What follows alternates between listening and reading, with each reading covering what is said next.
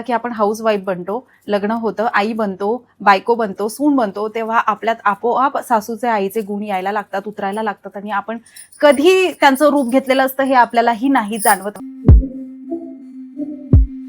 खूप आधी मी blouse related video बनवला असेल, पण आज फायनली तुमच्या आग्रह खातर व्हिडिओ बनवायला जाते. जरुरी पण नाहीये की माझ्याकडे साडी आली आहे आणि त्याच्यावर मला लगेच ब्लाऊज पाहिजे म्हणून मग मी मार्केटमध्ये जाते आणि परचेस करते. बिलकुल नाही. त्यातलं तुम्ही माझ्याकडे येलो कलरचा ब्लाऊज बघितला असेल, मी बघितलं असेल माझ्या घरी जेव्हा लग्न होतं माझ्या धीराचं, त्याच्या लग्नाच्या हळदी सेरेमनीमध्ये मी हे घातलेलं. हे ते ब्लाऊज आहे. पण ब्लाऊज कसे घ्यायचे हे पण मॅटर करतं. बऱ्याचदा ब्लाऊज घेताना आपण चुकतो, कारण त्याच्या मागे एक रिझन आहे. आपल्याला आवडतं आपण घेतो, घेऊनही येतो, पण जेव्हा आपण घालतो तेव्हा ते खूप जास्त त्रासदायक पण ठरतं. म्हणूनच ब्लाऊज घेताना आपल्याला ती आयडिया असली पाहिजे की ब्लाऊज दिसायला जरी छान असेल तरी ते आपल्याला वापरण्यालायक आहे का, घेण्यालायक आहे का, आपण त्याचा लॉंग टाइम पर्यंत वापर करू शकतो का, ह्या गोष्टी आपल्याला माहित असेल तर आपले पैसे पण वेस्ट जात नाहीत. कारण की आता मार्केटमध्ये भेटणाऱ्या प्रत्येक गोष्टी, इवन बँगल्स पासून तर छोट्या छोट्या गोष्टींपर्यंत इतक्या गोष्टी महागड्या झाल्यात.